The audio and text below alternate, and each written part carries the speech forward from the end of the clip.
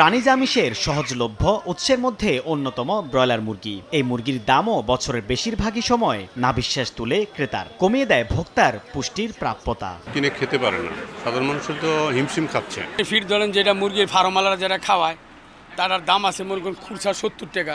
মুরগিটা যারা পালে এদের লস, আমি বেশি আমার তো লাভ আছে। তবে দাম ওঠানামা সবসময় যে উৎপাদন খরচের যৌক্তিকতায় হয় তা নয়, এমনই দাবি বাংলাদেশ পোল্ট্রি অ্যাসোসিয়েশন বিপিএর। পোল্ট্রি ফিড এবং মুরগির বাচ্চার সিন্ডিকেটটাকে ভাঙতে হবে।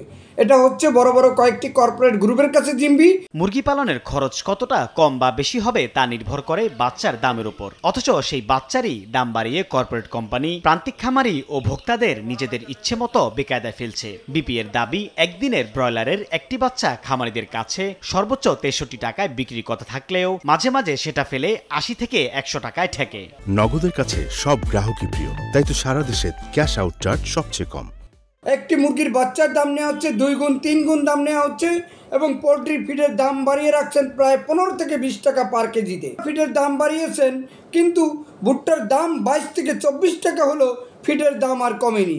আবার পোল্ট্রি ফিডের অন্যতম উপাদান ভুট্টার দাম কমলেও তার কোনো প্রভাব দেখা যায় না খাদ্যের কেনাবেচায়। প্রান্তিক খামারিদের এমন দাবি মানতে নারাজ ওয়ার্ল্ড পোল্ট্রি সায়েন্স অ্যাসোসিয়েশন ওয়াপসার বাংলাদেশ চ্যাপ্টার। সংগঠনটির দাবি, আমদানি নির্ভর কাঁচামালে ফিড তৈরির কারণেই দাম কমাতে পারছেন না উৎপাদকরা। খাদ্যের দাম 35% বৃদ্ধি পেয়েছে।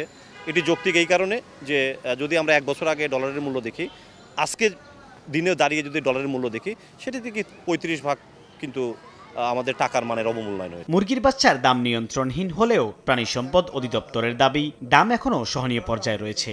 বিচ্ছিন্ন 2-1টা ঘটনা ঘটেছে, সেটা আমরা মোবাইল কোড করেছি এবং সেটা একটা নিয়ন্ত্রণে চলে এসছে। তবে যারা প্রকৃত উৎপাদনকারী তারা কিন্তু মোটেও বেশি দামে বিক্রি করে নাই, তারা আমাদের নিয়ন্ত্রিত দামে বিক্রি করেছে, কিন্তু হাত বদল হয়ে বিষয়টা ঘটেছে। এদিকে মুরগির বাচ্চা ও ফিডের দাম নির্ধারণে এরই মধ্যে কমিটি গঠন করা হয়েছে বলে জানিয়েছেন কৃষি বিপণন অধিদপ্তর। আমাদের একটা টিম কাজ করতেছে, সহসাই আমরা হয়তো এগুলোর মূল্যটা পুনর্নির্ধারণ করতে পারবো। সাইফুল ইসলাম, সময় সংবাদ, ঢাকা।